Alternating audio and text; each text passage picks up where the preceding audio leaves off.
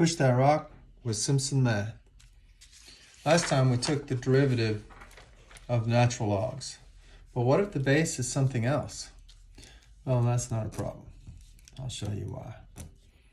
If you have log base b of x, well, you can rewrite the function. Remember the change of base? You can make it a ratio of logs. I called it the Cupcake theorem, if you remember from algebra class. You make the base the argument in the bottom, and then you make the argument up here, and then you can change the base to any base you like. Any base. I called it Cupcake theorem because it could be cupcake flavored. And you choose whatever's convenient. Well, guess what's convenient for us? That it be natural log, that it be base e. That's convenient for us. Now look, this is just a number. So when I take the derivative,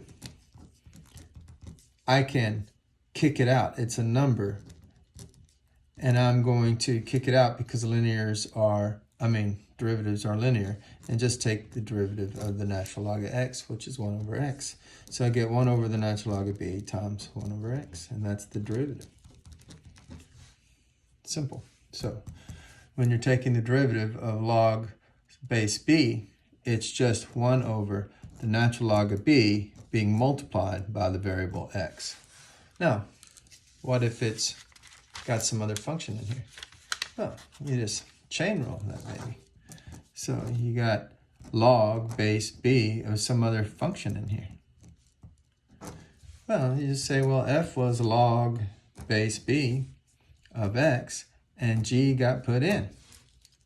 So f prime is, we just did it, 1 over the natural log of b being multiplied by x, but we have to put g in there because we have to evaluate the derivative at g. So we get 1 over the natural log of b times the function g. And then, of course, g, the derivative of g is just the derivative of g. So you go this times this, and that's what the chain rule always is, f prime evaluated at g times g prime. So this becomes 1 over the natural log of b times g of x. And then in the numerator, you're going to get, because we take this fraction and multiply it by g prime, in the numerator, we're going to get g prime of x. And so it's just like the vanishing log rule. This goes in the denominator, and the derivative of this goes in the numerator, but we have this natural log of b in the denominator. And that is how you take the derivative of logs that are not the natural log. Math made simple. Simpson Math.